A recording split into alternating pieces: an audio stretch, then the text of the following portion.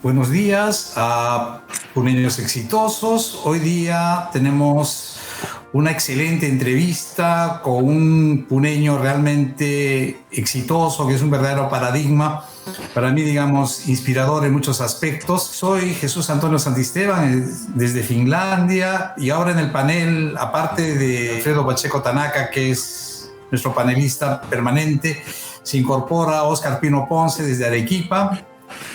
Y vamos a hablar de Lucio Fernández Vaca. Es una persona que realmente él viene de una familia de intelectuales. Su abuelo fue Mateo Jaica, uno de los miembros más conspicuos del grupo Orcopata, ¿no? De ese grupo literario legendario en Puno. Pero él, aparte de ser, digamos, el embajador puneño en el mundo, porque no solamente en Francia, él se ha educado en el Reino Unido y se ha afincado en París, es todo un parisino. Él, digamos, es un exitoso empresario turístico, ¿no? Porque realmente la traducción de su profesión es un poco difícil al Perú.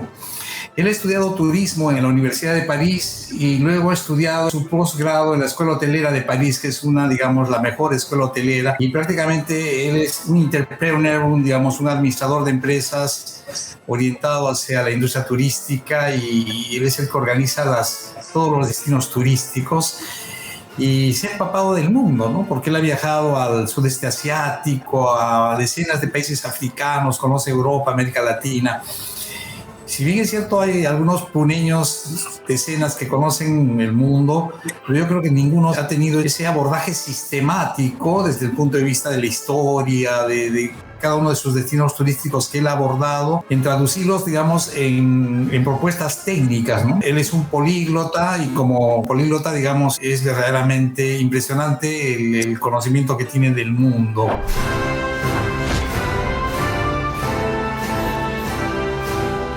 Pero de todas esas cosas vamos a ir hablando, digamos, en el transcurso de la entrevista, vamos a ir desmenuzando. Pero vamos a dar el saludo, vamos a empezar por Oscar Pino Ponce, que es nuestro nuevo panelista. Bienvenido, Osquita, acá al programa. Hola amigos, soy Cuchito, Alfredo, Luchito. Después de tiempo nos podemos conjuncionar, unir en esta tertulia, en este grupo organizado por Cucho Santisteban, y me da mucho gusto que pueda ser, pues, un ejemplo de cómo combinar muchos aspectos personales, profesionales, creo, para una causa común, de poder ilustrar a nuestros paisanos de que habemos puneños que no necesariamente estando en Puno, nos preocupamos por su desarrollo y podemos intercambiar propuestas para un futuro mejor de los puneños y puneñas. Efectivamente, plenamente de acuerdo. Alfredo, te damos la bienvenida al programa. Tus palabras. Sí, bueno, una sesión más, que como las anteriores, que ha tenido bastante acogida, y como dijo Oscar, ¿no? Es tratar de unirnos a todos los puneños que no estamos en Puno, a los puneños que están en Puno, es como un objetivo común, ¿no?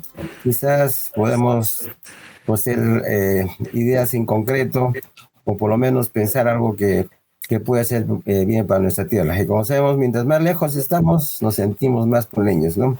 Entonces, sea un motivo para poder conversar y pasar un buen momento. Perfecto. Luchito, te damos la bienvenida al programa. Tus palabras iniciales para nuestra audiencia. Muchas gracias, Cuchito, por la invitación. Me siento bastante orgulloso de poder participar a esta entrevista de puneños que han salido, o de puneños que son exitosos en la misma ciudad de Puno. O sea, el hecho de salir no es solamente un acto no es un éxito, depende de lo que se haga después.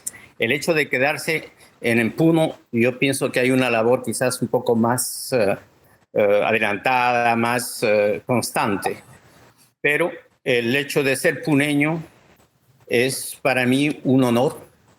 Nací en Puno y de eso estoy muy orgulloso. Soy muy orgulloso de ser aymara por parte de mi abuelo, Víctor Enríquez. Soy aymara. O sea, él, como tú dijiste, perteneció al grupo Orcopata. No vamos a hablar del grupo Orcopata porque sería muy largo, ¿no? Pero él, o sea, como intelectual, estuvo en el grupo Orcopata. Luego, por parte de la mamá, de mi mamá, también soy aymara. ¿Por qué? Porque, o sea, toda esa familia se desarrolló en la región de Ácora. Mi abuela era Solórzano Catacora. Y Catacora, pues, o sea, es de Puno. Y es de la parte sur. Claro. Por mi familia yo tengo el gusto, tengo el orgullo de pertenecer a la parte aymara y a la parte quechua. Porque de la parte quechua está mi papá. Mi papá nació en el Cusco, se crió en el Cusco. Y las primeras palabras que pronunció me parece que han sido en quechua. Ah, qué interesante. Y entonces él hablaba perfectamente el quechua como el español. Así es que esas dos culturas están en mis venas y están en mi piel y están en mi corazón.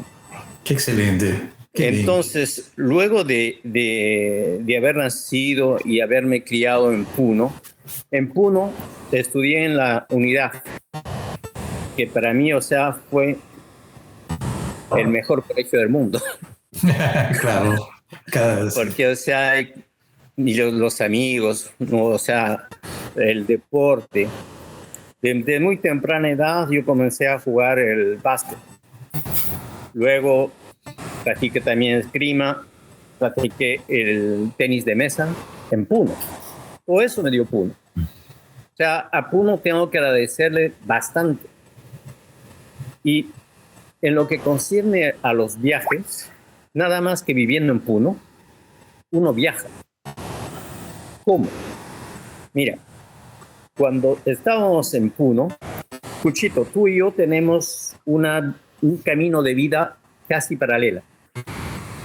Hemos hecho más o menos las mismas cosas en Puno, en el Perú y afuera. Es más o menos, tenemos una vida más o menos paralela. O sea, yo me crié en Puno y, como te digo, o sea, estuve en la unidad. Y la unidad para mí fue una maravilla. O sea, no solamente por la calidad de los profesores, sino también por lo que se hacía en el colegio. Como te digo, los deportes. Estábamos cerca de Bellas Artes, lo que te podía dar una puertita abierta hacia la pintura, la escultura, la música. Todo eso se hacía. Uno, o sea, es pequeño, pero es una mina de cultura. Y de eso tenemos que ser orgullosos. Claro. Entonces, yo me crié en Puno, y como te decía, en Puno y uno ya comienza a viajar. ¿Cómo? Cuando tú ibas a comprar tu pan al frente del cine Puno, ¿qué había? Había la panadería Firpo. Claro. Entonces ya estabas en Italia. Sí. Bajabas un poco del hotel, bajabas un poco de la panadería Firpo, te ibas al Hotel Italia. ¿Y dónde estabas? Estabas en Italia. Claro. ¿Te das cuenta? Ahora, tú continuabas por la calle Arequipa yendo un poco más lejos, te ibas al Japón. Vas a Tanaka. Claro. Estábamos ya en el Japón. Sí. Ya regresabas un poco más hacia el Parque Pino y había el pasaje Ata. Sí. Ya estabas en Palestina. Sí, en Jordania. Fabuloso. Qué gracioso. Fabuloso. Si querías escuchar un poco de música que era variada, tenías los Echevarría. ¿De dónde? Vascos. Los Mota. ¿Qué origen? Origen italiano. ¿Te das cuenta? O sea, nada más que en ese pequeño mundo puneño era pues era una riqueza, pero terrible. Sí. Terrible. O sea, era para estar soñando. Sí, Luchito, efectivamente. Cuéntanos, ¿cómo nació tu motivación? Porque tú muy joven empezaste a incursionar en turismo, empezaste muy joven a ser guía turístico y obviamente a ya compenetrarte con los idiomas, ¿no? O sea, tú primero supongo debió ser el inglés y luego el francés, ¿no? Pero el francés nació también en tu adolescencia, la motivación por el francés. Cuéntanos un poco sobre eso. No, o sea, la primera lengua fue el francés para mí. O sea, yo cuando tenía más o menos 7 años, yo ya estaba viendo libros en francés. ¿Por qué? O sea, los abuelos de mi mamá eran gente intelectual que estaba en el Palacio de Justicia, eran abogados, jueces. Y entonces, ¿qué es lo que tenían? Tenían libros en francés. Mis tatarabuelos no hablaban en francés, pero lo leían perfectamente. Y tenían libros en francés. Entonces yo cuando iba donde mis tías, porque en casa no teníamos libros, cuando iba yo, me decían, ¿por qué estás viendo tanto esos libros si tú no comprendes nada? Sí, le digo, sí comprendo bien. Y me dice, ¿cómo puedes comprender? Le digo, hay dibujitos. O sea, habían libros que tenían dibujos. Y algunos de esos dibujos eran sobre París, lógicamente. Y entonces, cuando tuve la oportunidad de estar en París, son mis lugares favoritos. Entonces, ¿qué pasó con lo del francés? Esos libros comencé yo a tratar de comprenderlos. Y poco a poco, o sea, la idea de irme a París nació. Y desde muy temprana edad, tenían 7, 8 años, yo siempre decía que me iré a vivir a París. Y todos los amigos, todos me decían, tú ni a la calle París de Lima llegarás. Digo, ya veremos. Y bueno, Claro. con el tiempo ya se hizo realidad y francamente es una felicidad. Y Luchito, tú tuviste ya, digamos, cuando llegaste a Europa, que obviamente para todo migrante es muy difícil, ¿no? Digamos, tú tenías un plan, digamos, ya una visión clara respecto a estudiar turismo digamos, dedicarte a hacer administración hotelera, ese tipo de objetivos. ¿Tenías en ese entonces? O sea, antes de... Yo viví primero en Inglaterra. ¿Ya? Pero antes de estar en Inglaterra, mi idea siempre fue París, París, París. Y lo que soñaba yo era entrar a la Escuela Hotelera de París. Claro. Ese Bueno, era mi objetivo. Solamente para dar un comentario, Lucho terminó, digamos, integrándose 100% a Francia y a París. Cuando yo fui a París es un parisino más, ¿no?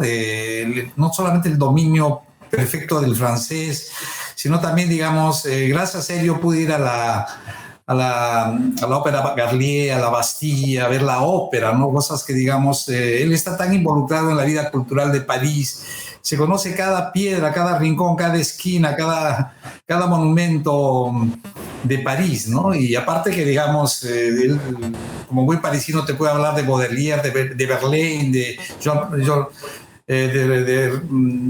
de Reguer, te puede hablar de Sartre, de Camus y de toda, digamos, la intelectualidad. O sea, es un parisino más, ¿no? O sea, yo cuando fuimos ahí, cuando he estado algunas veces y soy testigo, digamos, de esa integración cultural, esa asimilación cultural en una ciudad tan impresionante, digamos, no solamente en lo turístico, lo monumental, sino, digamos, en su espíritu cultural que es permanente, ¿no? Entonces, cuéntanos, ¿qué significa para ti París? ¿Qué significa para ti Francia? París para mí es después de Puno, es la ciudad más linda del mundo. Está acá alguien que está ligado a la cultura, a la pintura, a la música, a la escultura, a la historia. Cada uno es feliz. Yo, por ejemplo, mi vida la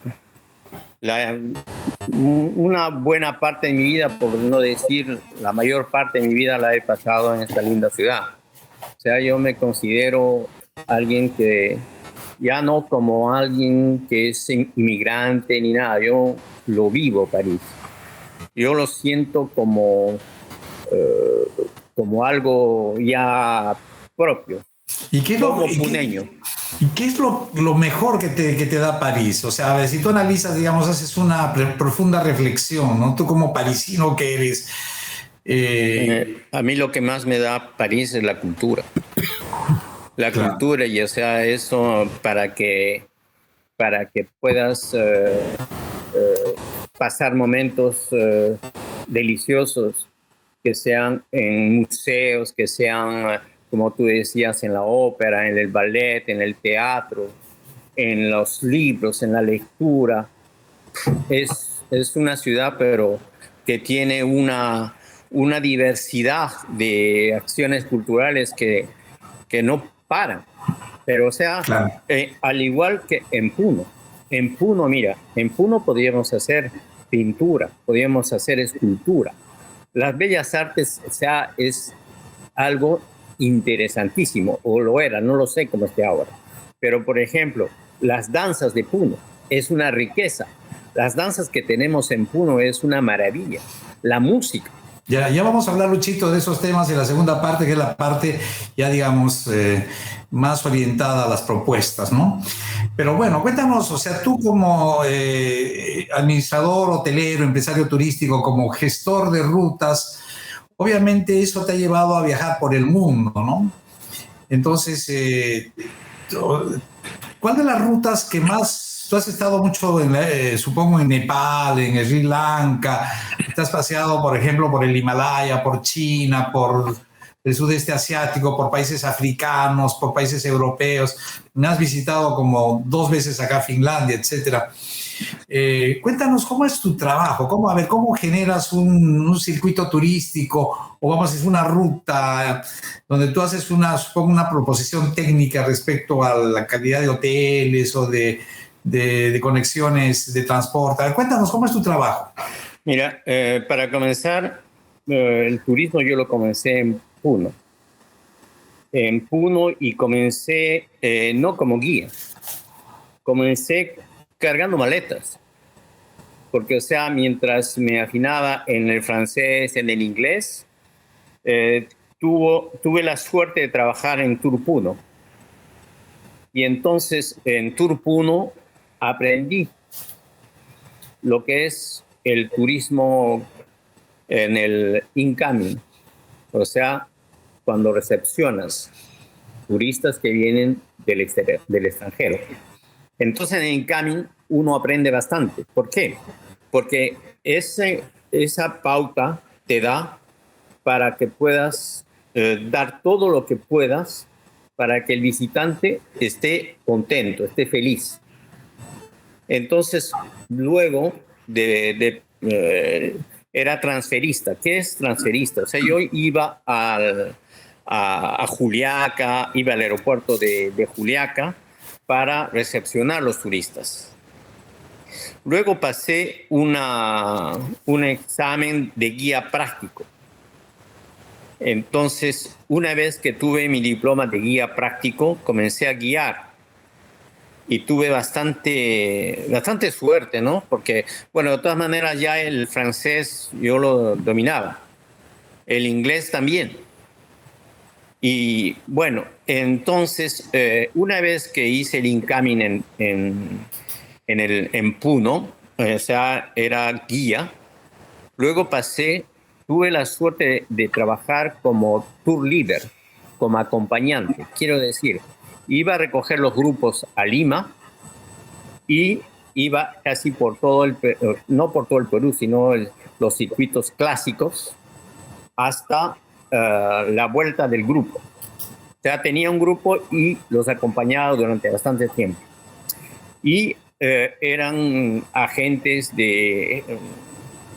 o sea, las agencias con las cuales trabajamos eran agencias muy serias, agencias que trabajaban muy bien, como Puoni, JetTour, toda una serie de agencias con las cuales uno aprende. Y cuando estábamos, por ejemplo, en Puno, yo trabajaba también, o sea, como guía, trabajaba con el hotel de Osquitar. Tuve la ocasión de trabajar con el hotel Don Miguel, al cual siempre lo admiré por su modestia, por su saber intelectual. Siempre me fue un placer compartir ideas, conversar con él. Plenamente de acuerdo. Yo también, la misma experiencia he tenido con Osquitar. Sí, entonces trabajaba con los hoteles de Puno. Luego, el tiempo que trabajé en Puno en turismo me dio bastante una visión más abierta lo que es el turismo. Y a mí lo que yo quería hacer era la escuela hotelera. Y tenía dos opciones. Una era París, la cual yo era lo que más deseaba. Era una de las más cotizadas, pero también había la de Lausana, en Suiza. Entonces fui y me presenté primero a la de Suiza y me dieron una beca, pero era una beca suiza. Quiere decir que, o sea, yo pensaba que teniendo la beca, luego de haber pasado los exámenes de matemáticas, inglés, francés, español, todo eso, me dijeron, me parece bien, entonces le vamos a dar una beca. Digo yo, contentísimo con la beca, ¿no? Porque yo sabía cuánto costaba. Y bueno, y me dice, entonces tiene que hacer la inscripción, me dan todos los papeles para la inscripción. Y cuando voy a ver, lo que se tenía que pagar era pues una suma astronómica. Yo le digo, pero o sea, ustedes me han dicho que era una beca. Claro, es una beca, pero del 25%. Y eso le damos a usted porque es, o sea, no me dijeron de un país pobre, pero porque viene de Perú. Entonces dije, no, yo no voy a poder pagar esos montos, porque sea el equivalente de unos 50.000 euros, una cosa así. O sea, yo no las poseía y era imposible para mí. Entonces dije, bueno, entonces tendré que irme a París, como estaba previsto. Voy a París nuevamente, o sea, los exámenes y todo eso los paso. Y me dicen, bueno, usted va a comenzar el mes de septiembre. Ya contentísimo. Le digo, ¿y cuánto tengo que pagar? Nada. No tiene usted que pagar nada. Digo, pero a mí en Suiza me dicen, sí, pero en Suiza, o sea, no es la misma mentalidad que la nuestra. Claro, pero nada que pagar. Luchito, tú has viajado del Perú, un Perú, digamos, en crisis, ¿no? Un Perú donde obviamente, nosotros hemos vivido la crisis de los 80, del Puno en crisis, del Puno con una serie de brechas, digamos, en la cadena de producción del turismo. Te fuiste quizás a una ciudad o a una cultura turística de primer nivel, ¿no? Porque obviamente Europa, no solamente Francia, España, que es otro ejemplo, un paradigma de lo que es la industria turística, ¿no? Supongo que tú, digamos, en ese lapso habrás encontrado una brecha, ¿no? De lo que tú eras, de lo que tú traías y de lo que tú encontraste como reto para adaptarte a las demandas mundiales. A ver, cuéntanos un poco sobre eso. Mira, cuando yo llegué a Europa, porque como te repito, yo primero estuve en Inglaterra.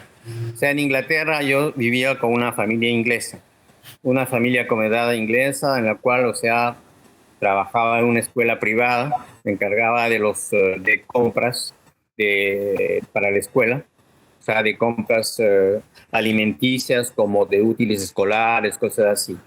Porque como yo había seguido cursos de economía y todo eso, me di cuenta que, o sea, la escuela privada era de la familia con la cual yo vivía en Inglaterra. Entonces yo me di cuenta de que había el porcentaje que tomaba la empresa era bastante. Entonces dije, ¿por qué no lo hacemos nosotros? Y así es que inmediatamente me dijeron, bueno, trata. Y los costos se reducieron bastante y yo ya comencé a trabajar en Inglaterra. Claro, Luchito. Entonces, pero la pregunta que yo te hago, por ejemplo, tú cuando vas, digamos, a... Sí, pero ya llego. Mira, entonces, yo eso en los años 80, a comienzos de los 80. Luego me vengo para París para vivir y para entrar a la escuela hotelera. Lo que tú dices, o sea, de que había una brecha enorme, pero para mí, en muchas cosas, cuando, por ejemplo, estábamos en la escuela hotelera, lo que vi en el Perú, en los hoteles, en los restaurantes, en todas esas partes donde yo iba con grupos, y cuando, por ejemplo, yo estaba en los hoteles de Puno, todo eso, yo estaba ya enterado de todo eso. O sea, para mí, lo que aprendí en Puno fue una base muy importante. Okay. Entonces, con esa base, cuando yo llego a París, todos los cursos, por ejemplo, hacíamos cocina y todo eso, pero los cursos de cocina yo nunca los había tocado, pero tampoco no me pedían bastantes cursos de cocina. Lo que yo hacía era gestión hotelera. Entonces, gestión hotelera era la creación de restaurantes, hoteles y todo lo que tienes que hacer en un hotel o todo lo que tienes que hacer en un restaurante para que pueda ser un dirigente, un director de hotel, pasando por todos los pasos. Por ejemplo, para el hotel tenías que comenzar por maletero para llegar hasta la dirección, pero no, o sea, mayormente las personas, por ejemplo, mis colegas que estudiaban en la escuela hotelera, casi todos eran hijos de papá. ¿Qué quiero decir con ello? Que, o sea, casi todos ellos tenían ya hoteles, restaurantes, es por eso que iban a esa escuela.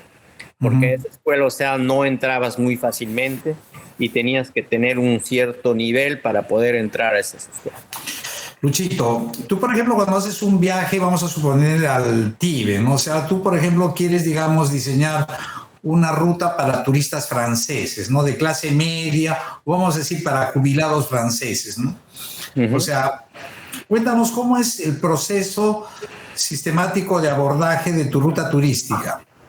Mira, primeramente, cuando nosotros cómo trabajamos.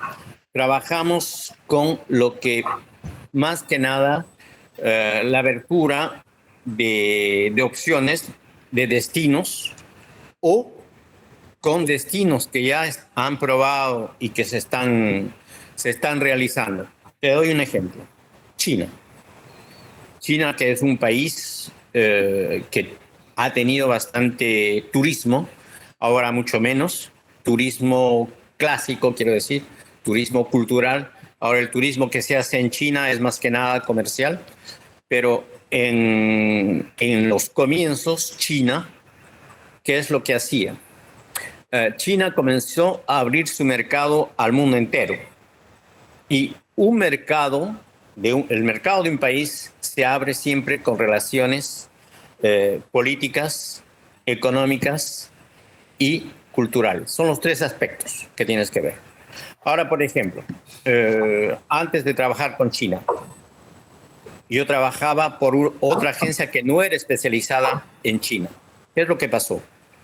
Me dijeron, vamos a abrir el mercado chino, pero para proponer tienes que ir al país. Entonces, antes de ir al país, lo primero que yo hago, y hasta ahora, es ver su estabilidad política, su seguridad, porque tú no puedes llevar personas, tú no puedes llevar turistas a un lugar que no sea seguro, en un lugar donde no haya posibilidad de poder tener hospitales, cosas así cerca, o poder, si en el caso de accidentes o cosas por el estilo, no puedas hacer nada. O sea, tienes que estar seguro de lo que va a pasar en un lapso de tiempo que no sea tampoco muy reducido, pero tienes que tener oportunidad para poder llevar a cabo ese viaje y que todo vaya bien. Entonces yo comienzo a ver la estabilidad política, comienzo a ver la economía, evidentemente ya he visto la parte cultural, todo lo que ese país puede ofrecer, y hago mis etapas. Entonces, una vez que hago mis etapas, voy al país, miro los hoteles, voy a chequear los restaurantes, voy a ver las agencias, voy a ver las atracciones culturales, y así es que comienzo a componer el viaje. Perdón, una pregunta, perdona que te corte. ¿Tú sueles tener un plan A, luego un plan B y luego un plan C? ¿Tienes? No. Tienes un plan A que tienes que seguirlo, porque o sea, antes de ir tienes que ya tener todas tus reservaciones aéreas. Hablando de la China, por ejemplo. Hablando de la China, el país es muy grande. Claro. Entonces, si tú tienes el plan A, B, C, no puedes y no vas por un tiempo muy largo. Entonces, claro, tus horas están cortadas. Perfecto. El tiempo que vas a pasar está contado. Y ya sabes las destinaciones, ya sabes lo que tienes que ver y lo que, por ejemplo, a veces tienes que visitar 10 hoteles en un día. Claro. Luchito, deben haber, digamos, circuitos estándares o estandarizados, pero también hay, ahora que hay, digamos, vamos a decir, nichos turísticos o, digamos, segmentos de mercado, por ejemplo, ¿no? O sea, vamos a suponer de que no es lo mismo que tú diseñes una ruta para los millennials, o sea, chicos de 40, para que tienen otro tipo de expectativas, de vivencias que para los jubilados, ¿no? O sea, tú, digamos, gran parte, digamos, de las rutas son, digamos, ya estandarizadas. ¿Cómo es tu experiencia? Mira, yo he trabajado con bastantes tipos de turistas o de clientes. He trabajado con congresos, coloquios. Entonces no es el mismo trabajo que cuando tú trabajas con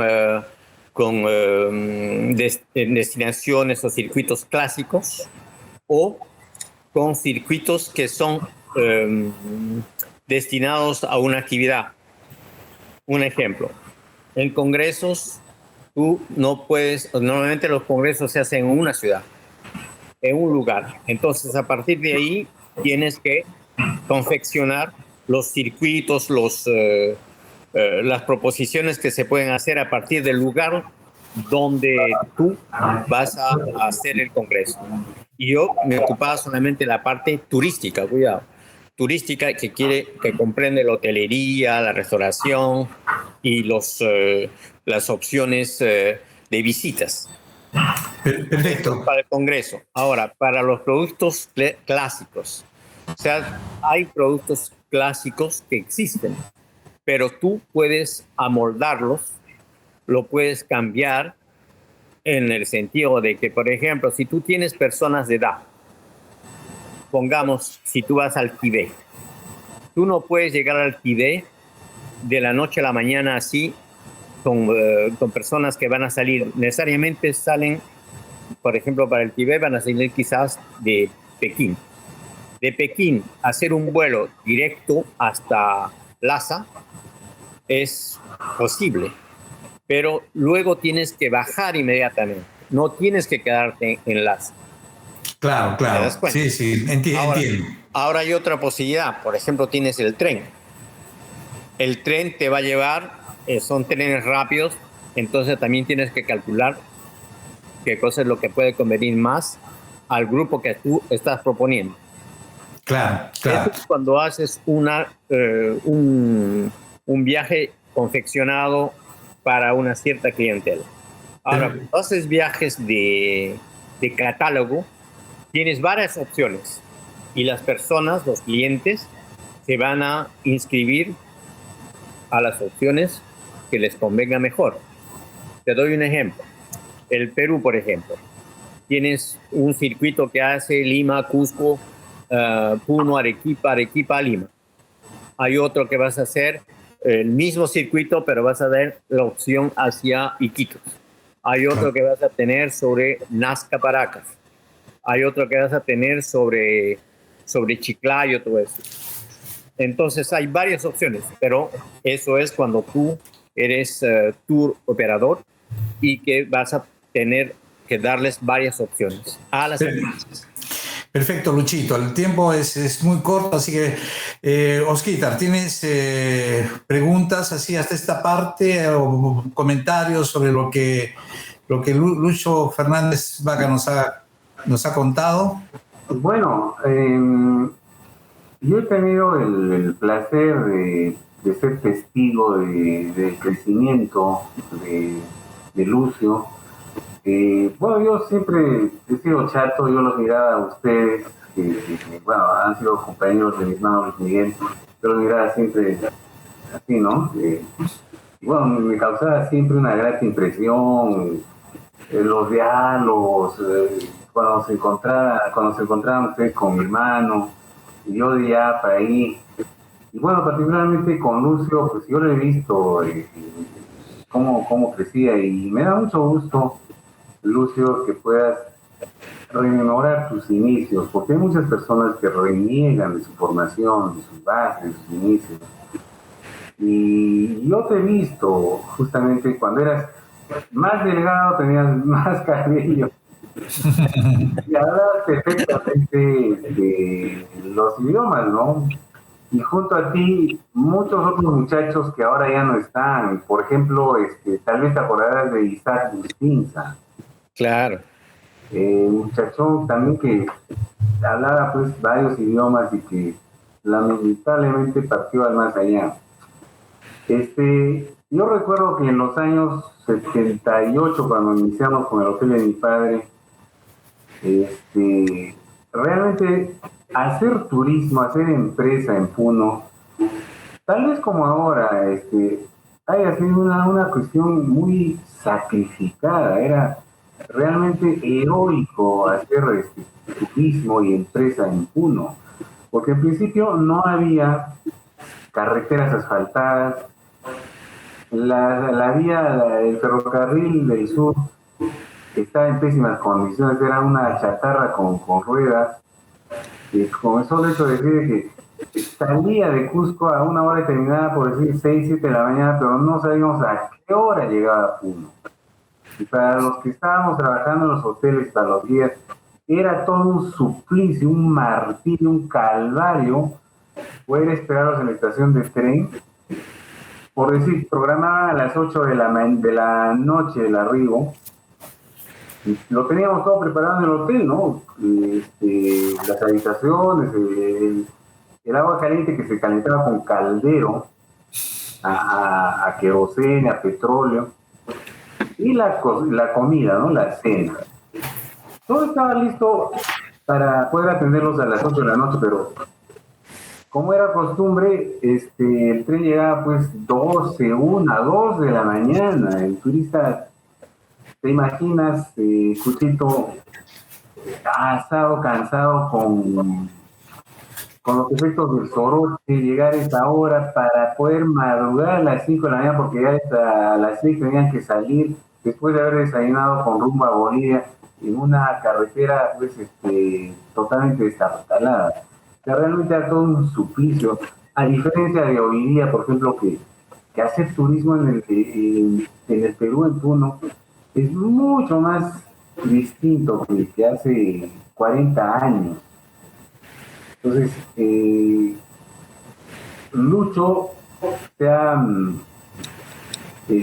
bueno, en esa temporada tuvo que emigrar, ¿no? Pero me imagino que habrá seguido al corriente cómo ha sido la evolución del turismo en Puno, a pesar de las deficiencias de carácter estructural, logístico, económico, y algo muy importante, ¿no? La falta de seguridad que hemos tenido durante todos estas décadas, ¿no? Claro, Osquitar. Bueno, solamente para dar, perdóname que te corte, solo para dar una cifra, ¿no? El año 1994 teníamos 386.120 turistas así oficialmente registrados, ¿no? El año 2015, 3.164.000.000, lo que corresponde al 3.7 del Producto Bruto Interno, ¿no? Pues el crecimiento turístico del Perú ha sido realmente exponencial, ¿no? Exponencial en muchos aspectos, ¿no? O sea, hemos vivido, y qué pena que, digamos, de eso vamos a tocar hoy día, vamos a tocar la segunda parte, digamos, la parte propositiva, ¿no? La fragilidad de la industria turística, el turismo para Puno, las brechas que tenemos que llenar para que el turismo pueda, digamos, generar una cadena de valor donde haya mayor, digamos, donde podamos tener mayor ganancia, ¿no? Bueno, Lucio, tus propuestas, o toquemos, ¿cuál es el análisis tú de la realidad del turismo en Puno, a partir de tu experiencia? Mira, el departamento de Puno, la región de Puno, y en términos generales el Perú, es una riqueza pero increíble en todos los sentidos. El Perú tiene una de las mejores gastronomías del mundo. El restaurante Central acaba de ganar el primer premio de el mejor restaurante del mundo. Primer puesto. Claro. Es increíble. ¿Con qué tipo de comida? De regiones del Perú. En gastronomía no tenemos que envidiarle a nadie. En hotelería. La hotelería en el Perú es de buena calidad. En lo que concierne a circuitos turísticos, tenemos una variedad pero increíble de circuitos turísticos existentes y por crear. En lo que concierne a guías, los guías en el Perú son de buena calidad, son muy buenos, en bastantes lenguas. He escuchado guías, por ejemplo, en inglés, en italiano, en japonés. Hasta ahora he visto, por ejemplo, he visto también guías en chino. Los he escuchado. Y o sea, mismo que sean descendientes de chinos o que el conocimiento turístico cultural lo tenía, pero sobre todo la lengua. Entonces, en todos esos sentidos, el Perú ahorita está armado para poder realizar circuitos turísticos o viajar en el Perú de una manera óptima. Es un placer trabajar en el Perú.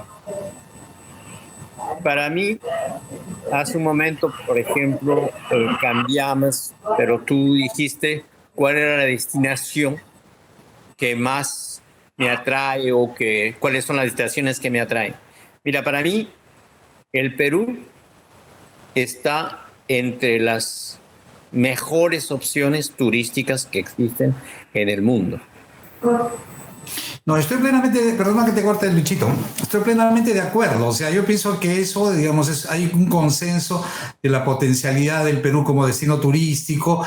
Tenemos, digamos, en el Foro Económico Mundial y siguiendo todos los pilares y parámetros, estamos, digamos, solamente en recursos naturales en el primer percentil, pero en el resto estamos a media tabla o por debajo, ¿no? O sea, mejor dicho, si nos atenemos a los parámetros estándares, o sea, no deberíamos tener, digamos, 4 millones de turistas, ¿no? Podríamos tener 20, 30 millones de turistas, ¿no? El lago Titicaca, que es considerado junto al Colca, al Amazonas, etcétera, etcétera, como una de las maravillas naturales, está subutilizado. Mejor dicho, digamos, sobre la idea de la discusión ahora es, digamos, ¿qué nos falta para tener 50, 100 millones de turistas, ¿no? O sea, yo creo que podemos llegar a esas cifras si es que realmente, porque, bueno, no me cabe duda, todo lo que tú dices es cierto, pero en realidad, digamos, yo pienso de que el turismo en el Perú, o sea, Chile tiene más turistas que nosotros.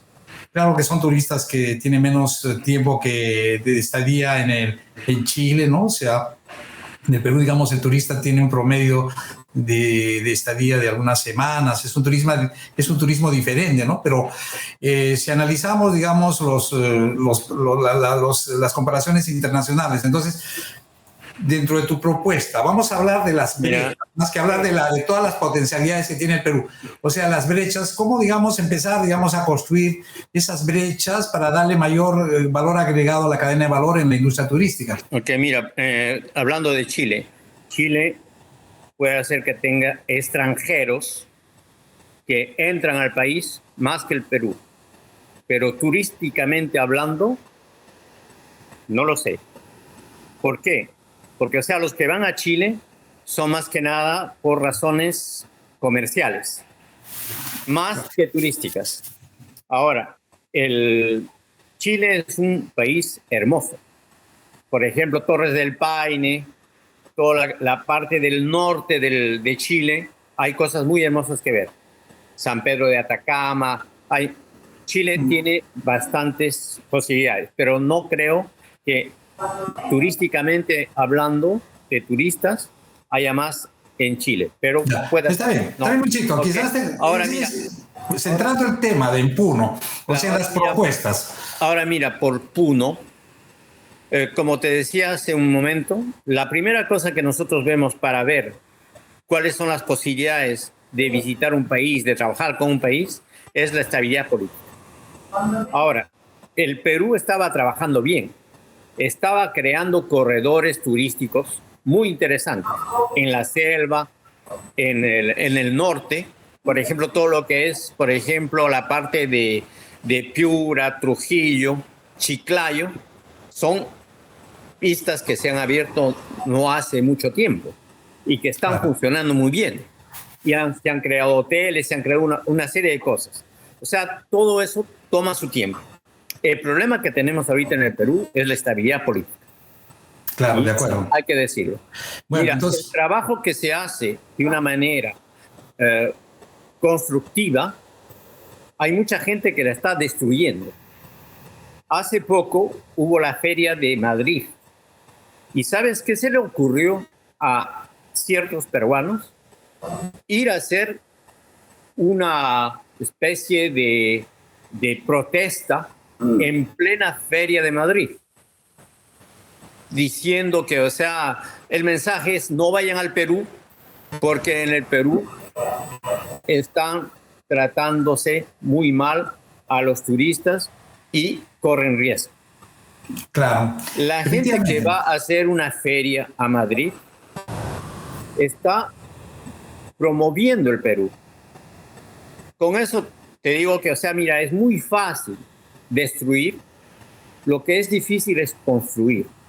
Un edificio, por ejemplo, para que lo construyas, vas a comenzar por la base y poco a poco vas a ir subiendo. Si quieres destruirlo, le pones una bomba y ya está. Claro, Luchito, mira. Estaba pasando, mira, entonces el problema de las protestas y todo eso hace que el Perú no sea bien visto. Claro, o sea, yo pienso que nosotros como puneños tenemos que proponer un abordaje de cada uno de nuestros problemas de una manera global, ¿no? Siempre cuando se hace un abordaje se tiene que hablar, digamos, construir un fluxograma de efecto, crear, digamos, todos los factores que inciden, digamos, en un determinado fenómeno, ¿no? Y yo creo de que la gente que tiene protestas sociales tiene que saber de que hay 400,000 personas que viven del turismo, ¿no? Que puede ser su vecina, puede ser su hermana, que la mayoría están en la informalidad, en la precariedad. O sea, el rubro turístico hay, digamos, bastante informalidad, ¿no? O sea, aproximadamente en algunos 60% de la informalidad. En el trabajo dependiente hay 6 de cada 10 trabajadores son mujeres, y de independiente 9 de cada 10 mujeres son independientes. O sea, puede ser la artesana, puede ser la que trabaja, la que ayuda, digamos, en las cocinas de un restaurante, ¿no? Porque la industria turística no solamente son las agencias, la industria turística es transportes, es industria turística, restaurantes, hoteles, toda esa cadena productiva y, digamos, todo lo que es el encadenamiento productivo que vive de eso, ¿no? El agricultor que da su comida. Al destruir la industria turística estamos dejando sin trabajo a cientos de miles de personas. Mira, Entonces, sí.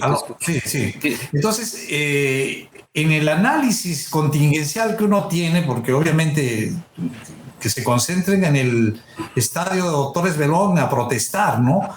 Pero, o sea, bloquear una carretera, intimidar para que cierren, intimidar por la fuerza para que cierren los negocios, asaltar bajo una perspectiva de comando militar un aeropuerto. Eso no es protesta social, eso no es protesta en ningún lugar del mundo, ¿no? Y no solamente lo decimos nosotros, lo dice la izquierda. En la República, muchos de los columnistas de la República lo manifiestan, ¿no? Pero ¿qué pasa en Puno? ¿No? Porque obviamente antes la intelectualidad puneña era la que guiaba a la turba y a las hordas. Ahora las hordas son las que guían y la intelectualidad peruana son sus seguidores, ¿no? Porque esa es la triste realidad, ¿no? O sea, entonces yo pienso que dentro de lo ético, dentro de lo moral, tenemos que sentarnos para hablar qué cosa significa la protesta social y cuáles son sus implicancias frente a un sector importante que le da de comer a Puno, Cuchito, a muchas familias pobres. Si me permites. Sí, con todo gusto. Antes que se me vaya de la mente, como una cuestión anecdótica, yo donde estoy trabajando conocí a 2 lituanos que fueron de turismo. Ellos alquilan un coche en Lima, se hacen todo el recorrido, ¿no? Característicos Nazca, Cusco, bueno, Machu Picchu, Colca. Y bueno, hicimos amigos y yo les pregunté, ¿cuál es su próxima visita? Bueno, me dijeron, vamos a regresar a Cusco. Pero bueno, ¿por qué no van a Puno? Yo soy de Puno. No, Puno, ni hablar, no. Pero ¿por qué? No, es que en Puno hay muchas mafias, muchos criminales, tenemos miedo. Pero vayan, o sea, ¿cómo así? Quise sacarles más detalles sobre esto. Dijeron, me mostraron, ¿no? Internet. Y esa es la imagen que estamos exportando los puneños, hablo en general, de Puno. Claro. Totalmente hostil, somos la oveja negra del Perú. Y tal vez, Cuchito, tú tengas una opinión un poco, no quiero decir sesgada ni superficial, pero tú tienes un punto de vista distinto al que yo te voy a detallar enseguida. Está bien, las protestas sociales tienen el derecho de realizarse. Y estamos todos de acuerdo en que se exacerban, se exageran, ¿no? En los temas. Pero también es responsabilidad de la propia sociedad civil, y especialmente el sector turismo, que está totalmente desorganizado. Es un sector acéfalo, caótico, desordenado. Yo fui, disculpen que hable tal vez de algunos méritos personales, pero yo he sido presidente de la Cámara Hotelera de Puno durante 2 periodos, porque mi padre fue el fundador de la Cámara Hotelera y yo después de 23 años llegué a ser presidente de ese gremio. Y me costó mucho trabajo a mí y a los directivos que me acompañaron poder cambiar un poco la imagen, ser más agresivos en los términos, mejores términos, poder ser más proactivos, poder liderar corriente de opinión y poder hacer de que la opinión pública quiere un poquito la mirada hacia el sector turismo y nos pudo haber puesto en el mejor sitial. Pero luego de ello, lastimosamente, nadie nos siguió. Claro, claro. Osquita. Posteriormente, en las siguientes gestiones y años, el turismo se fue nuevamente de cabeza y vimos lo del cólera, lo del COVID. Del COVID. Se exacerbaron, digamos, la xenofobia, ¿no? O sea, extranjero que había ahí, bueno, un poco más y tenían que lincharlo porque dice que eran los peores vehículos de transmisión. Entonces, mira, ¿a qué extremo hemos llegado, no? De que el turismo ahora es la quinta rueda del coche, no se puede hacer nada. Nos vanagloriamos de ser la cuna de la papa, donde nació el imperio inca, tenemos la mejor cuenca lechera, que somos capital folclore, que el torito de Pucará, un montón de laureles. Pero ¿de qué sirve eso? Es que no hay continuidad, no hay lo que se llama ahora en términos de gestión moderna trazabilidad, no hay una visión futurista, no hay líderes que puedan ver esto a más allá de su gestión. Solamente se trata el turismo como una cuestión de gobierno, no una cuestión de Estado. Son dos términos totalmente distintos, ¿no? Sí, Osquita, perfecto. Luchito, tus propuestas. Mira, sabes que el mes de octubre y noviembre y una parte del mes de diciembre, yo estuve en América del Sur. Estuve en Brasil, Argentina, Chile, Paraguay, Bolivia y Perú. Entonces fui para ver estudio de mercado. Paraguay, que es un país no muy conocido en el mundo turístico, me encantó. Y dije, ¿cómo es que no podemos, no hemos trabajado con ese país? Porque tiene recursos. Entonces, analizando, me dije, bueno, ¿por qué no hemos trabajado? Porque el Paraguay tenía un índice de violencia muy elevado. Entonces las agencias la ponen de lado. Luego estuve en la Argentina. La Argentina es un país que tiene recursos turísticos, pero impresionantes. Formidables. Claro. Formidables. Bariloche. No solamente Bariloche, tienes Ushuaia, tienes Perito Moreno, tienes el norte con toda la parte de Tucumán, tienes Buenos Aires, tienes la parte de Iguazú. En fin, no vamos a hablar tanto de todos esos parámetros porque sería muy largo. En Argentina, de la parte política, yo estaba muy preocupado. ¿Por qué? Porque el peso se iba abajo. Las movilizaciones sociales están siempre presentes en Argentina. Luchito, perdona que te centre. Tus propuestas para Puno. Puno. Justamente para que nos demos cuenta. Luego de la Argentina me fui a Bolivia. En Bolivia ya sentí que, el poco turismo, la falta de confianza que tiene ese país, no vi muchos turistas. Y ahora llego a Puno. Disculpa. Llego a Puno. En Puno, la situación fue caótica, porque estuve el mes de diciembre del año pasado. Apenas llegué al departamento de Puno y a mi querido Perú, en el micro que me iba, casi todos estaban con celulares, escuchando noticias sobre el golpe de Estado que hizo nuestro expresidente. Y los que hablaban ahí eran personas, los que hablaban en esos YouTube o en ese sistema, eran personas que estaban a favor de todos esos actos que se estaban haciendo en el Perú. Y francamente daba miedo, porque tú no podías decir ni A ni B. ¿Para qué? Te podrían dar vuelta. Llegué a Puno y de Puno nuevamente yo tenía que irme a Arequipa. Imposible. Luego Desgraciadamente hubo el fallecimiento de una tía en el Cusco. Me dije, me voy al Cusco de todas maneras y de ahí tomo mi vuelo para Lima. Partí de Puno a las 4 de la mañana. Llegué al día siguiente a la 1 de la mañana. Y ahí vi todo lo que es la organización de todos estos actos violentos que se han hecho. He visto los del SUTEP, he visto toda una serie de personas que, o sea, iban a controlar que las personas que vivían en un cierto sector estaban presentes.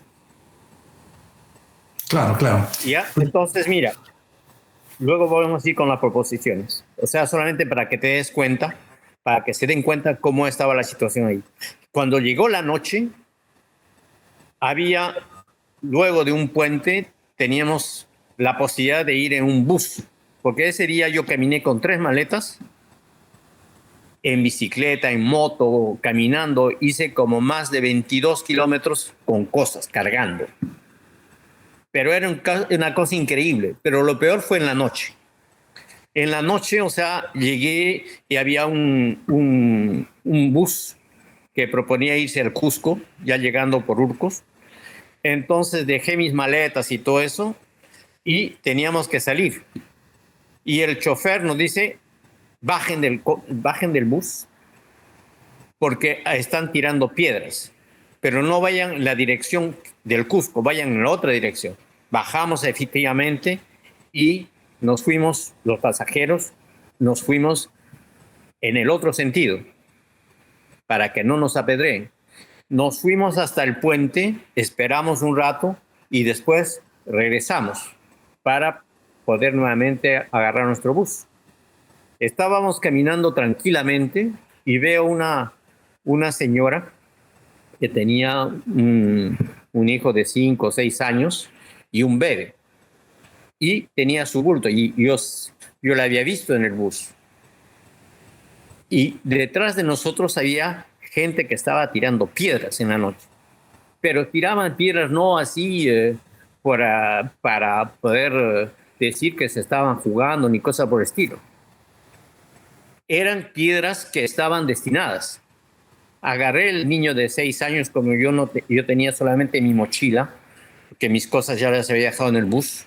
Agarré el niño y lo cargué, y la señora con su bulto y su bebé, porque o sea, su bulto lo tenía atrás, si no le hubiera quizás pedido que cargárselo, pero ella lo tenía atrás y tenía el bebé. Corríamos y inútil de decirte que esquivamos algunas piedras. Si una de esas piedras hubiera tocado al bebé o a la señora en la cabeza, se quedaba ahí. Igual yo también. ¿Te das cuenta? Claro. Ese tipo de actos que se han realizado es para dar una idea de lo que acaba de decir Osquita. Claro. Ahora, proposiciones, por ejemplo. Tú quieres que hablemos de proposiciones sobre Puno. Sí. De corredores. Los corredores en Puno existen. Mira, nada más que la parte sur de Puno, yendo para Chucuito, Ilave, Juli, Visita de Iglesias. Luego te puedes ir a Pomata, Cepita. Todo ese circuito es muy fácil de realizar. Yo ya lo he hecho y las personas se quedan encantadísimas. Otra, en el mismo sector, te vas por Ácora y tienes todo el sector de Charcas, e incluso ahí puedes hacer un turismo vivencional con personas que viven ahí, con las cuales tú puedes incluso alojarte y estar algunos momentos. Claro. Yo estoy plenamente de acuerdo contigo, Luchito, en el sentido, por ejemplo, el corredor Aymara debería ser, digamos, se podría consolidar o activar, ¿no? ¿Qué mercados potenciales, qué turistas? Porque obviamente los turistas que pertenecen al circuito clásico de Cusco, Machu Picchu, Arequipa, no creo que van a ir al corredor Aymara, ¿no? O sea, si no les garantizamos, digamos, seguridad, una infraestructura, digamos, decente, etcétera, ¿no? O sea, sobre todo salubridad, baños, pues, y la vez cochino, después de la feria cochino, o sea, Juli, etcétera, etcétera. Tendríamos que trabajar, ¿no? Entonces, a mí me parece que el corredor Aymara es bellísimo, fascinante, ¿no? O sea, a mí yo siempre pensé que quizás sería así como en Amazonas Cuelaf, a partir del teleférico que ha logrado, digamos, es un ejemplo de que con poco dinero se ha logrado altos niveles de turistas con alto grado de satisfacción. Si nosotros pudiéramos hacer quizás una ruta de tren, o sea, privada, o sea, concesionar la parte privada, una ruta que va para el turista paseño, ¿no? Porque el turista paseño, La Paz es una ciudad que pronto va a llegar a 3 millones. Entonces ahí hay un nicho, hay un mercado que podría ser, digamos, llevarlo a Juli, porque Juli, digamos, tiene iglesias hermosas. Juli tiene las partituras de la evangelización jesuita, que lo tiene también la Chiquitanía, que lo tiene Mojos y Chiquitos, que podría, digamos, ser la ciudad restaurada, con tejas, así, digamos, limpia, con baños limpios, ¿no? Mira, lo del... Perdón. Sí, Rosita, tiene la palabra. Yo quiero ser breve y tal vez categórico en lo que les voy a decir. Nosotros podemos tener todas las maravillas que ustedes que son ciudadanos del mundo y tienen esa facultad de poder combinar tal vez algunas ideas sobre qué es lo que se podría traer a Puno. Puno podría tener todo lo que ustedes han podido ser testigos durante su periodo.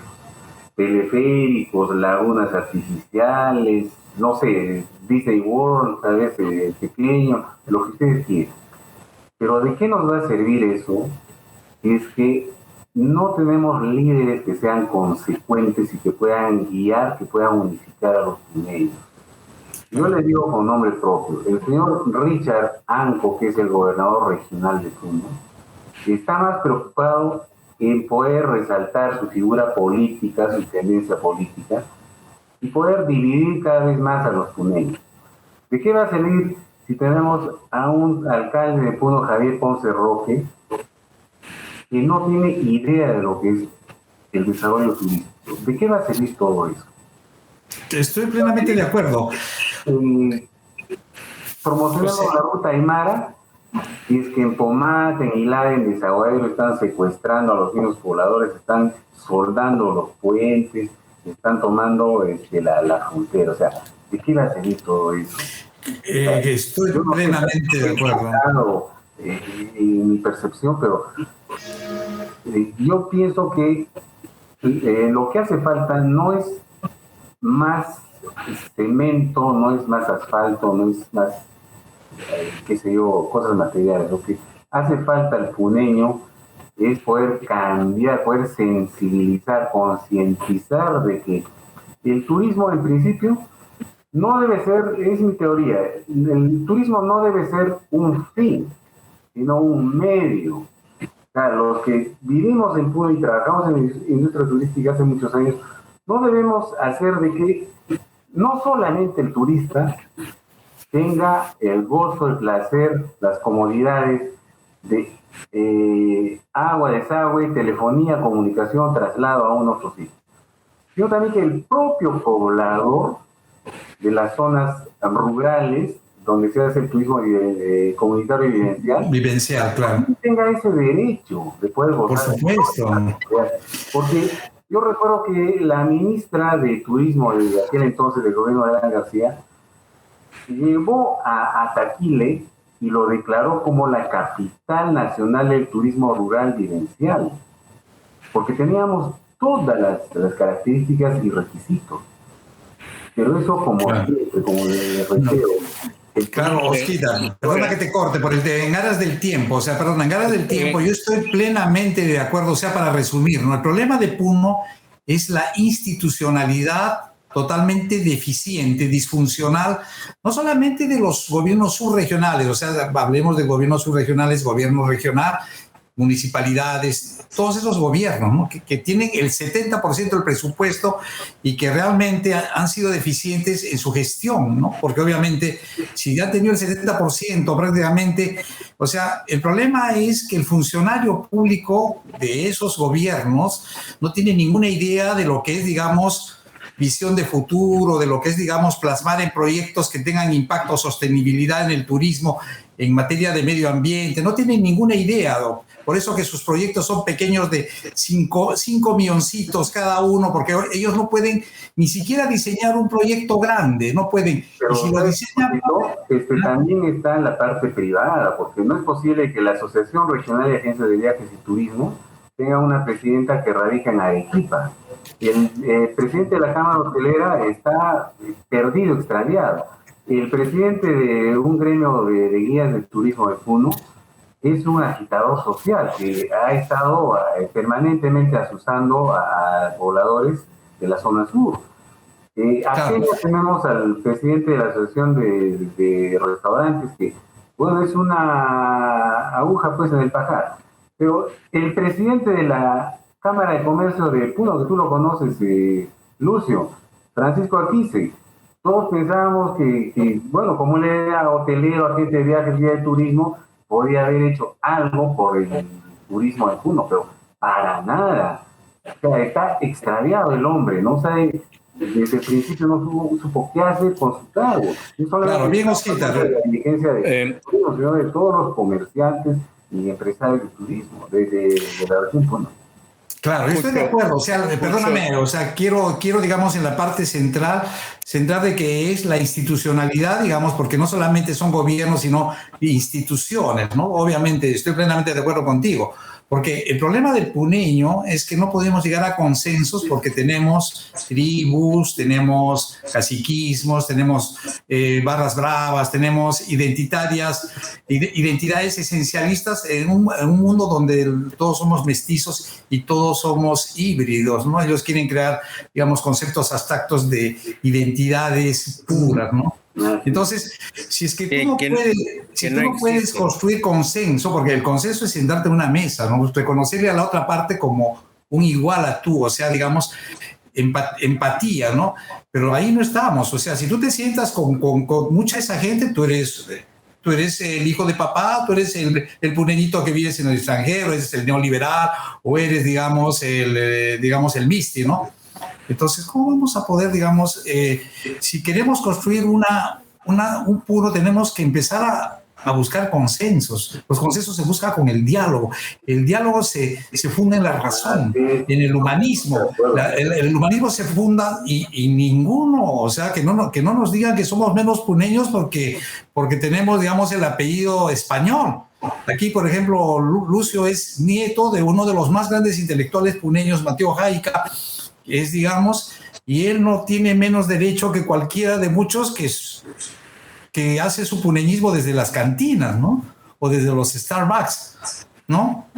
Entonces, yo pienso que el problema de Puno es complejo y obviamente para abordarlo vamos a necesitar 15 horas, digamos, para desmenuzar todos estos, ¿no? Sí.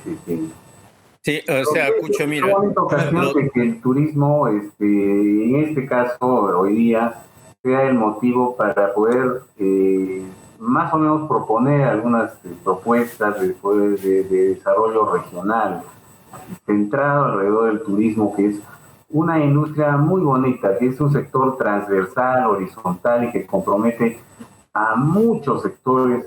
Y que yo estoy seguro, yo estoy trabajando en el sector turismo ya muchos años, al igual que Lucio, y yo estoy convencido de que si podemos hacer que el turismo triunfe, se desarrolle, yo creo que vamos a lograr que Puno también triunfe, se desarrolle en la macrorregión y el Perú entero. Es una muy bonita ocasión de que tenemos los puneños, una ocasión histórica que le estamos desperdiciando.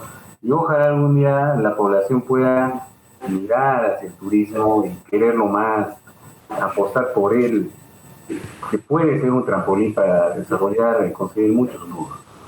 Nos vamos a sentar en una mesa todos, Osquita, para proponer. Luchito, sigue con tus propuestas. Mira, ¿sabes qué cosa? Hay muchas propuestas de corredores turísticos aymaras, quechuas en el departamento de Puno. Y no solamente eso, tenemos también la parte de la selva. O sea, mira, proposiciones hay muchas. Lograr los objetivos no es nada difícil. Lo que pasa es la parte política. La parte política, mira, ahora por ejemplo, yo tengo una idea para el sector de Chucuito, Juli, Ilave, Pomata, Desaguadero y Unguyo. Tengo una idea, tengo unos proyectos que estoy seguro que van a funcionar, porque todo funciona con publicidad, con una serie de aspectos que puedes llegar a atraer personas que estén interesadas en ello. Pero ¿qué es lo que pasa? Si cuando llegan al Perú, nada más que llegando le dicen que no hay que ir a esos lugares, como dice Osquitar, o sea, todo se quiebra. Y la mayor parte de personas que han hecho protestas queriendo matar la economía peruana, son puneños. O descendientes de puneños. Sí, son puneños. Eso no hay que ocultarlo. Ahora, otra cosa. Mira, lo que me parece también importante es no solamente la parte política, la parte social y la parte educativa. Mira, la parte de la educación en el Perú general, estamos pues muy mal. Mira, qué orgulloso yo me siento de haber salido de la unidad. No sé cómo estará en la enseñanza actualmente en la unidad. No sé cómo esté en las escuelas, pero desgraciadamente no pienso que esté muy bien. Mira, en LESEP, el tipo de enseñanza que hemos tenido en LESEP, ahora conscientemente lo puedo comparar con el sistema que tenemos acá en Francia. Claro. ¿Te das cuenta? Claro. O sea, en el mismo periodo...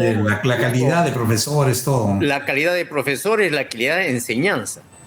Cursos que hemos seguido en LESEP, porque estuvimos juntos, Puchito, me han servido acá en Francia. ¿Te das cuenta? O sea, hay muchas cosas. LESEP a mí me ha dado mucho. LESEP para mí es una base. LESEP es mi alma mater. O sea, es mi alma mater, ¿no? ¿Te das cuenta? No solamente por los profesores. El sistema que se puso en LESEP fue pues fabuloso. De la primera promoción podemos sentirnos orgullosos. Volvamos a la educación. Mira, si no educamos a nuestros paisanos, no vamos a salir de todo esto. De acuerdo. ¿Por qué? Porque, o sea, mira, el nivel intelectual, el nivel educativo es pues muy bajo. Mira, yo te voy a decir una cosa. Ahora cuando estaba en Puno el mes de diciembre, luego de las protestas y todo eso, yo hablé con gente que estaba relacionada en el turismo. Desgraciadamente encontré muchas personas que estaban a favor de todas esas protestas. Y les digo, pero o sea, si ustedes continúan con eso, no van a tener de cómo poder alimentar a vuestros hijos. ¿Y sabes qué es lo que me dicen nosotros? O sea, lo que tenemos, por ejemplo, lo de los suros, me han dicho, nosotros no solamente vivimos de turismo. Tenemos también nuestra casa en la parte cerca del Hotel de Esteves y todo eso. Tenemos nuestras casas. Ahora también tenemos nuestras casas en Puno. Y tenemos nuestra agricultura. Vamos a vivir de eso. Yo les digo, pero o sea, está bien que puedan vivir de ello. Y entonces, no tienen... ¿por qué continúa a venir en los barcos? Para trabajar acá si pueden vivir tranquilamente así. Porque eso ayuda. Bueno, entonces si ayuda, quiere decir que, o sea, acá estás ganando más y es más. Los productos que ahora tú puedes tener en tus chacras, los puedes utilizar ahora. Hay, por ejemplo, una serie de hospedajes en las islas que las podrían aprovechar, las podrían mejorar, podrían ser utilizados. Pero ellos no. O sea, lo que dicen es que las agencias se comen todo. Si las agencias no hacen publicidad, si las agencias no se mueven para poder promocionar la destinación Perú, no teníamos gente. Así es. Bueno, el tiempo es nuestro esclava o nuestro amo, el que somos esclavos del tiempo. O sea, tenemos Alfredo pide la palabra. A ver, vamos, Alfredo. Sí, bueno, ya vimos que entramos al tema crítico, ¿no? En Puno se ha venido trabajando hace tiempo ya políticamente, ¿no? Desde el colegio, los profesores, ¿no? Para decir de que somos explotados, ¿no? Entonces ese es el producto, ¿no? O sea, no es algo de que a las 9 de la noche a la mañana, que por Castillo, ¿no? Eso ya estaba desde antes, desde el colegio, ¿no? Y lamentablemente muchas personas de la misma ciudad que el ecosistema, no sé, que los han cambiado el modo de pensar, ¿no? O sea, ese es algo ya, podemos decir, como esto lucha el diálogo, pero aquí ya no hay diálogo, ¿no? Aquí ya no hay lógica, o sea, ya son sentimientos, ya no hay lógica acá, ¿no? Es que a mí me están explotando y tengo que hacer esto, ¿no? Ya no hay lógica acá, entonces la forma de tratar es diferente, ¿no? Ya no es lógica, no es el diálogo entre partidos, diálogo entre personas, ya no, porque acá es algo más sentimental. Entonces hay que ver cómo poder cambiar eso, ¿no? Que es un poco más difícil, ¿no?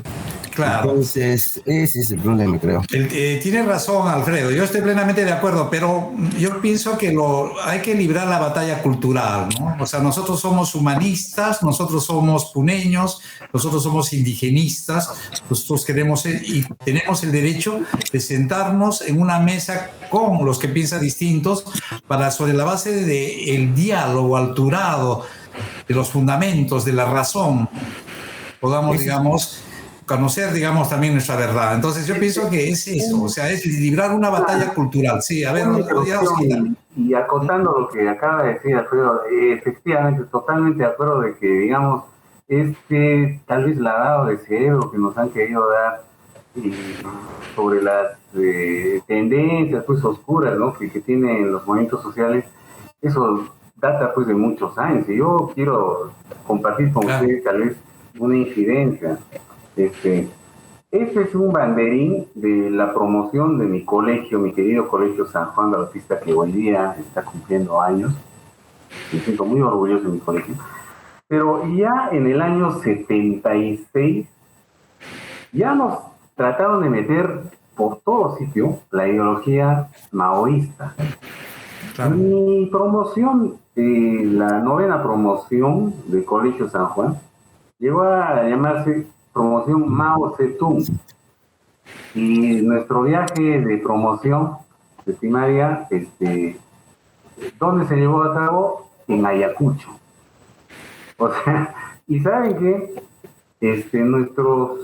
muchos profesores, con unos cursos raros que teníamos, y bueno, Miriam te puede dar la razón sobre esto, Alfredo, trataban de unos cursos raros, ¿no? Realidad nacional, nos hablaban de la infraestructura, la estructura, nos metieron ahí el himno nacional con letra cambiada, o sea, nos trataron de meter por todo lado esto. Entonces, como dice Alfredo, este tema, esa consigna de poder cambiar, de poder remover muchas cosas, data de hace muchos años. Y de acotado a lo que dice Lucio, acá lo que se necesita es una verdadera reformulación, revolución educativa para evitar que los puneños seamos conducidos como una manada de un rebaño de ovejas, evitar que agarren y digan hay que incendiar el aeropuerto, hay que soldar el puente, hay que evitar que los turistas vengan, hacer otra cosa. Creo que plenamente de acuerdo, pero el tiempo es muy limitado. Ahora sí que vamos a darle a Lucio, que es el invitado principal, para que se despida del programa. Mira, antes de despedirme quisiera poner en claro algunas cosas que están pasando ahora actualmente en el Perú y que son las protestas. O sea, las protestas, si hablamos de turismo, lo mata todo. Como le dije hace un momento, o sea, construir es laborioso, no es fácil, destruir es muy fácil. Lo que han hecho y están queriendo hacer es destruir. Y eso, o sea, no puede ser, no es dable.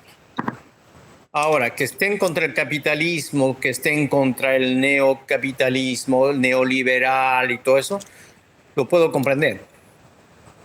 Pero lo que no puedo comprender es la destrucción, los actos violentos, los actos incluso que se pueden calificar, muchos de ellos, como terroristas. Por supuesto. Eso no podemos saber todo lo que sea del Perú, de las maravillas que tiene el Perú. Pero miren a lo que va.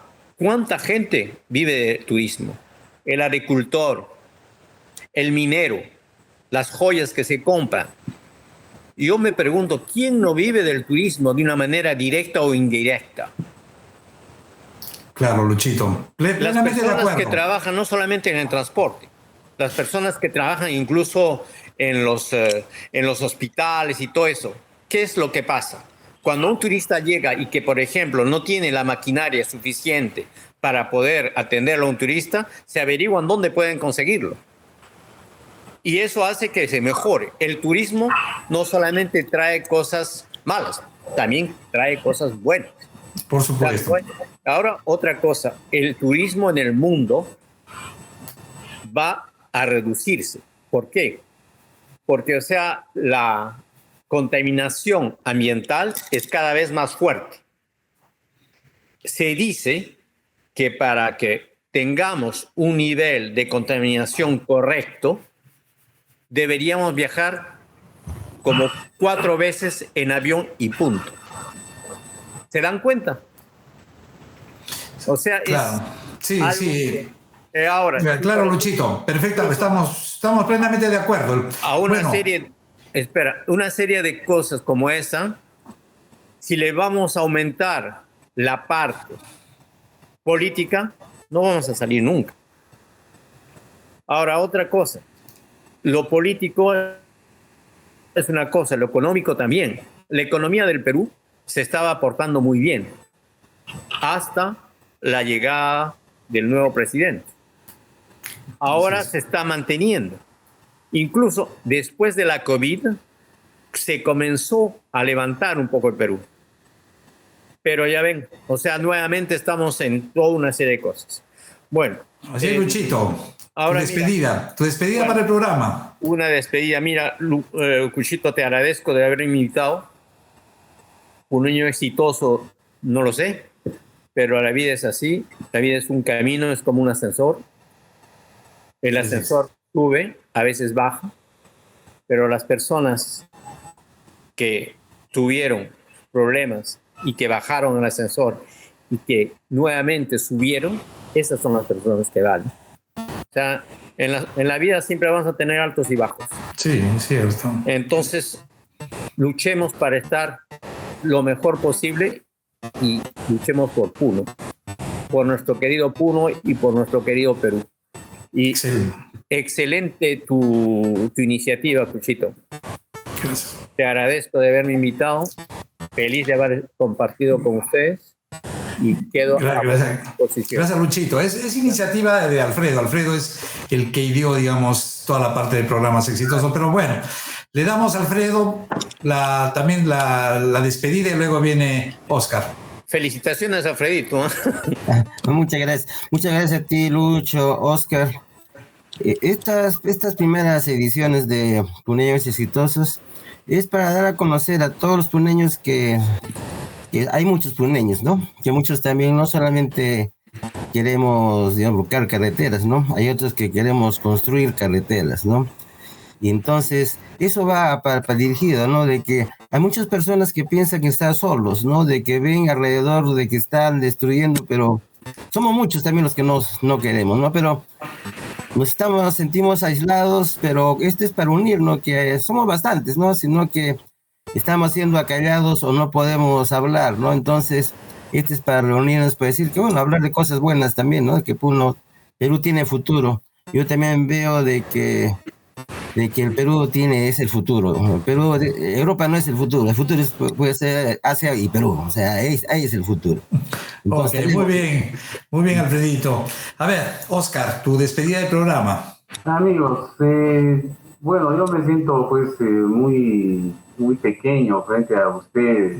Ustedes son ciudadanos del mundo y que son el mejor ejemplo de que los puneños estaremos en todo sitio y siempre añoramos un futuro mejor.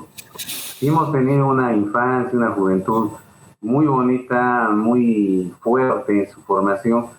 Creo que ahora lo están demostrando ustedes de que eso se puede potenciar mucho más y son el mejor ejemplo a las actuales y futuras generaciones de nuestros coterráneos de que el puneño siempre puede ser mejor, siempre puede dar el mejor ejemplo, siempre puede ser constructor, puede unir, puede alegrarnos la vida.